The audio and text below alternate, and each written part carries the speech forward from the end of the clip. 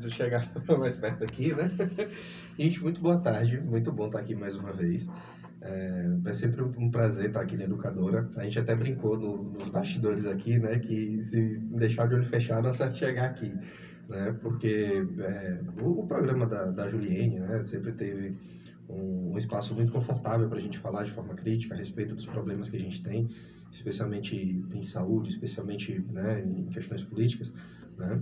E para quem não me conhece, quem não reconheceu a voz também, meu nome é Silas Sampaio, trabalho como psicólogo e como psicanalista. Hoje eu atuo na área escolar, né, na área da consultoria educacional e também com a psicologia clínica, né, nos atendimentos tradicionais que a gente já conhece, né, e atribui muito à psicologia. Também sou professor universitário na Unifacemp de Santo Antônio de Jesus. Hoje eu estou cursando mestrado em saúde coletiva pela UFES, e aí eu estou nessa jornada para poder validar o nome de doutor, né? A gente sempre brinca que o doutor só depois do doutorado, mas até lá a gente vai se apropriando aí. Mas enfim, minhas áreas de discussão elas sempre giram em torno da saúde mental, das políticas públicas, da educação, né? A gente sempre termina voltando na educação porque tá tão presente na vida da gente, né? E é uma área onde a gente tem tantas dificuldades, por assim dizer, né? E a base do comportamento humano vem de lá, né? Então, é algo que está sempre voltando e que me deixa muito alegre a gente ter esse espaço para poder falar, né? Principalmente aqui em Birimbau. Então, ter um local como aqui para a gente poder expor, a gente se sente seguro e se sente confortável também. É bom saber que a gente vai poder ser ouvido e vai conseguir fazer essa troca aqui hoje. Com certeza, com certeza. Uma coisa engraçado que eu não estava consciente de que era você que ia ser entrevistado hoje, né? Porque a Juliane tem um programa na segunda, na quarta e na sexta.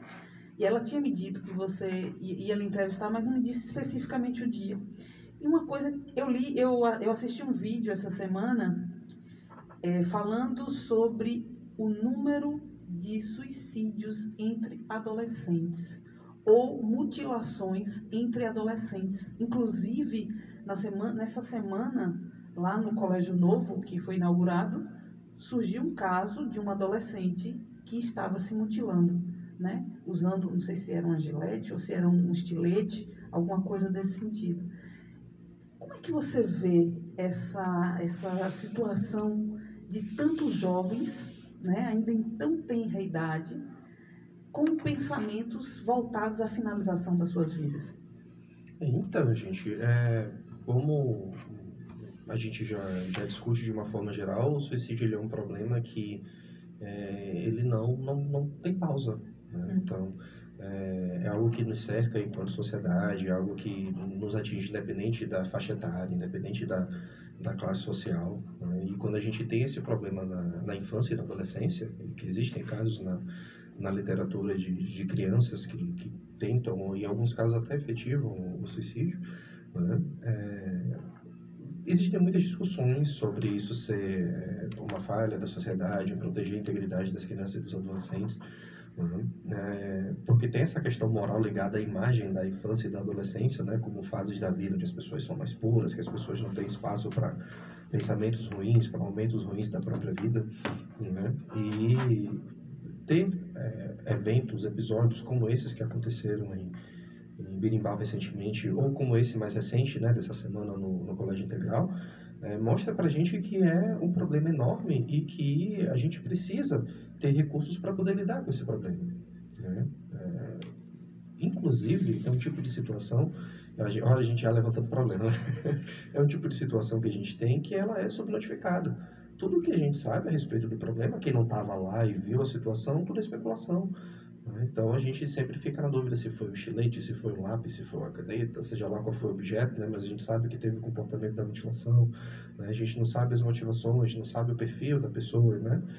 Como é o ambiente familiar, essas coisas, né? E quanto menos informação a gente tem, menos a gente consegue trabalhar em cima disso, né? E esse é um dos maiores, se não o maior problema que a gente tem no fenômeno do suicídio, que é a subnotificação. Para cada caso de tentativa que a gente tem, que é noticiada, que é registrada nos sistemas específicos para isso, a gente tem pelo menos 6 que não foram.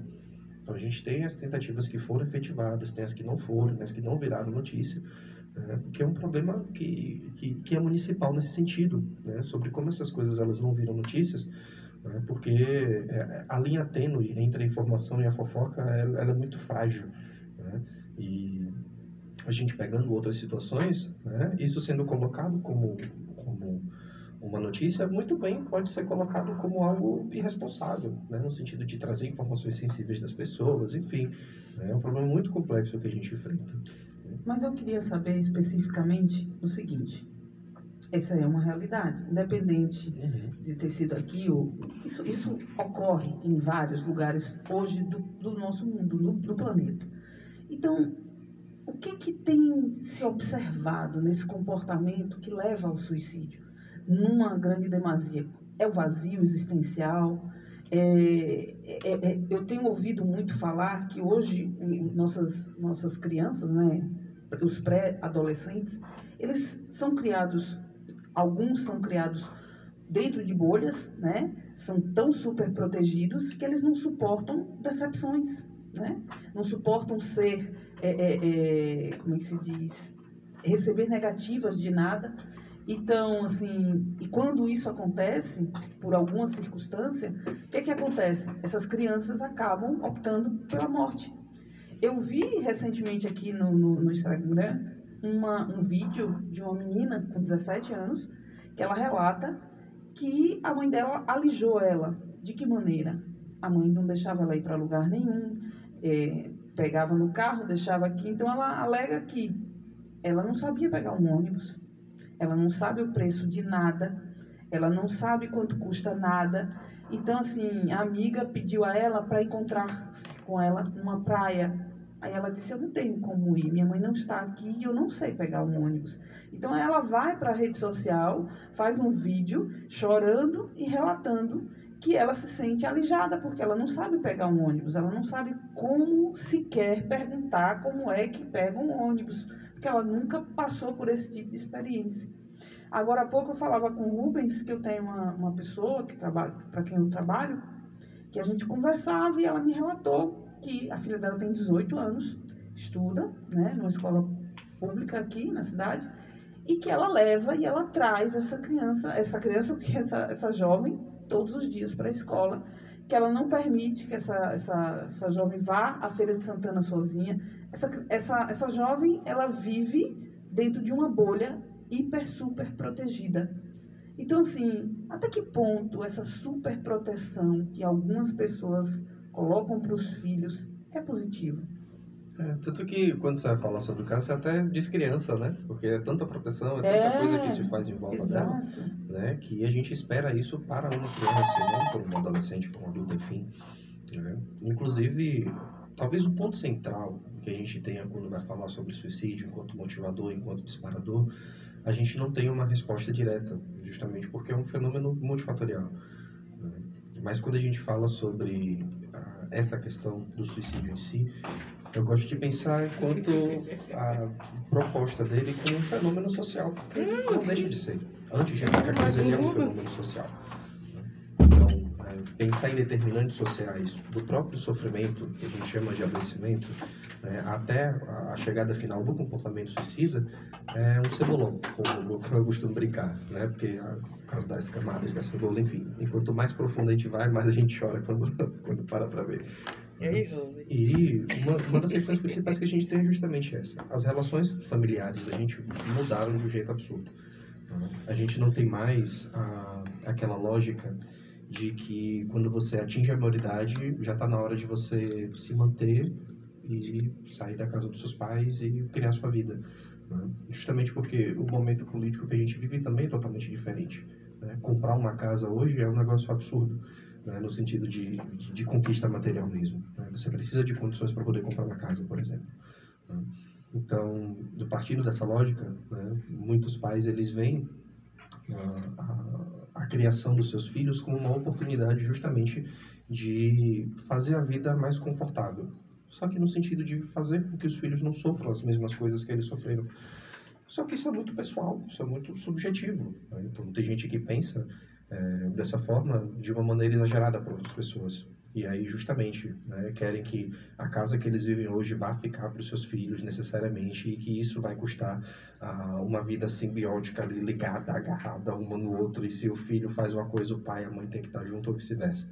Né? Tanto que muitos pais não imaginam a vida sem os filhos e vice-versa também. Né? Alguns passam até para o ponto literal, tipo, não, se meu pai morrer eu morro, se minha mãe morrer eu morro e vice-versa. Né? E esse é um dos problemas que a gente tem. Né? Justamente porque viver em si é uma aventura inestimável, né? É um negócio assim difícil até de discutir, né? E a qualquer momento a probabilidade de estar exposto a crises que nos levam ao fenômeno suicida, a gente está exposto a isso. Né? E eu digo nesse ponto, né? Das dinâmicas da gente mudarem, da vida da gente, ela significa uma coisa quando a gente está na adolescência e quando a gente toma um baque da vida adulta, né? Das contas apagadas, os problemas que se aparecem, né? Esse sentido se perde, muitas vezes. Né? E aí isso se torna cada vez mais individual, de entender o caso a caso, né? Mas para início de conversa tem muito nessa direção. Né? Porque, como a gente comentou aqui no off também, né? Viver em si é frustrante. Né? A gente está exposto a diversos tipos de fraturas, por assim dizer. Né? Nascer em si já é um luto, né? A gente nasce chorando. Então, né? A ideia de estar exposto ao mundo, ela é muito frustrante também. Verdade, é verdade. E estar exposto a isso é horrível.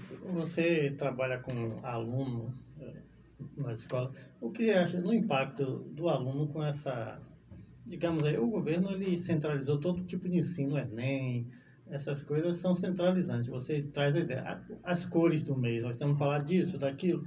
Então você pega as ideias e põe. Aí o que acontece? Cansa. Isso cansa. Você já sabe o que tem que falar. Estudando para o Enem, você tem as técnicas, né?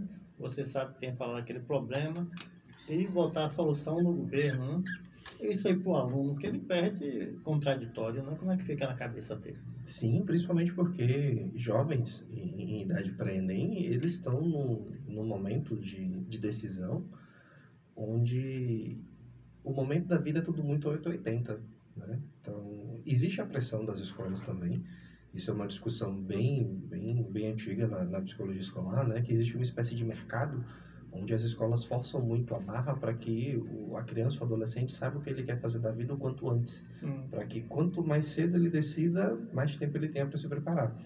E quando vai chegando essa fase aí da primeira série, segunda série, terceira do ensino médio, né, todos os esforços estão voltados para o Enem. E quando a gente tem um único sistema de seleção, né, isso a gente está falando de hegemonia do Enem, né? Existem outras formas de ingresso na faculdade, mas enfim, é um assunto outro, né?